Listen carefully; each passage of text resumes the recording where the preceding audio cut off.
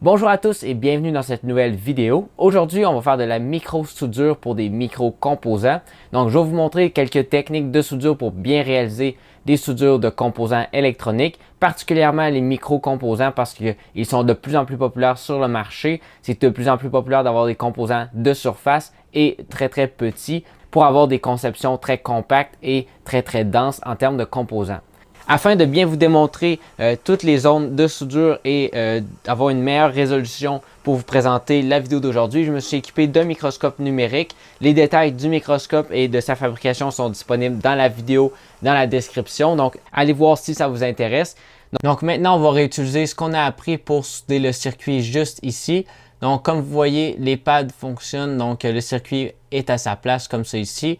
Je vais vous montrer, on va utiliser la même technique qu'on a vue jusqu'à présent pour souder ce composant-ci.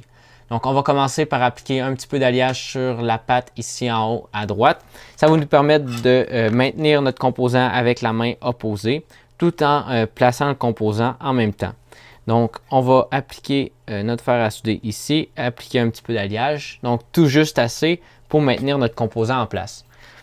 Donc maintenant, on va venir chauffer le pad et venir placer le composant juste au-dessus pour s'assurer que la première broche est sécurisée et est bien en place au bon endroit.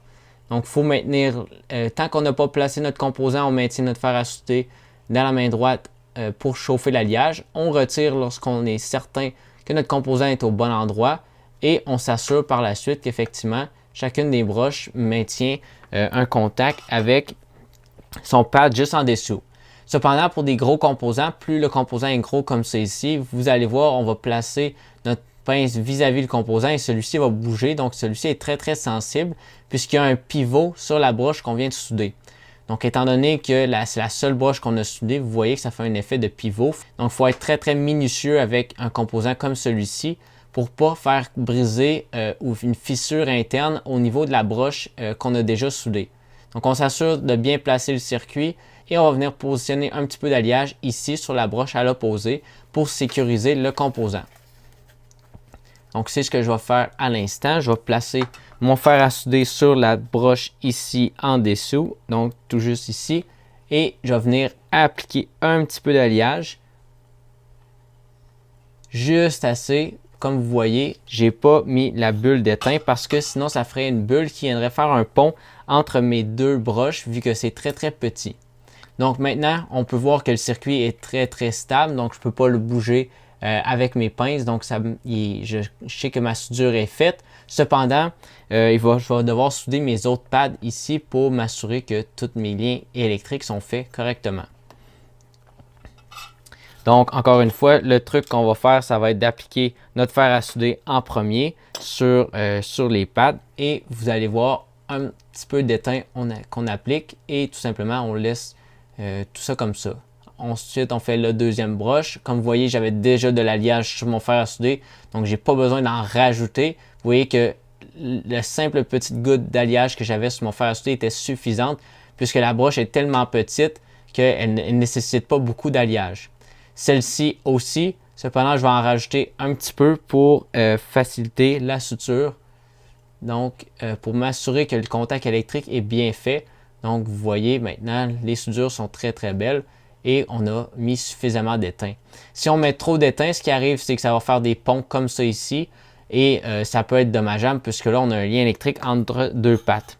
On va régler ce problème-là soit en réappliquant de la chaleur et notre fer à souder.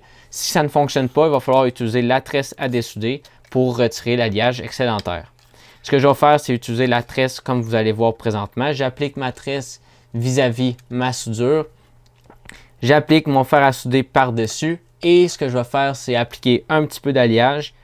Tout simplement, juste un petit peu d'alliage pour aider à faire chauffer ma tresse pour venir absorber l'étain qui a été pris entre les deux broches.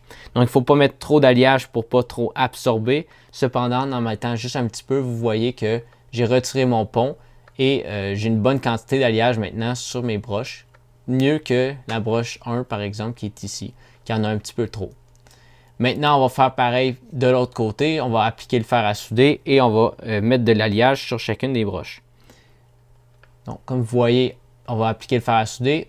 on s'assure que la broche est chaude, on applique un petit peu d'alliage et c'est fait. Donc comme vous voyez, j'applique vraiment pas beaucoup d'alliage et c'est ça le truc. Si on applique trop d'alliage, ça va créer des ponts entre les broches et ça va faire des bulles d'étain sur chacune des broches. Donc ça ne fera pas des contacts et ça va nous créer beaucoup de problèmes et même que les ponts vont peut-être endommager le circuit si on essaie trop souvent de le chauffer, enlever l'alliage et on continue à chauffer. Ça va avoir un impact considérable sur le composant et même la qualité du circuit puisque les pads qui sont ici, c'est des pads qui sont collés sur le circuit imprimé. Si on les chauffe trop, ceux-ci pourraient être décollés et ça va endommager notre circuit imprimé.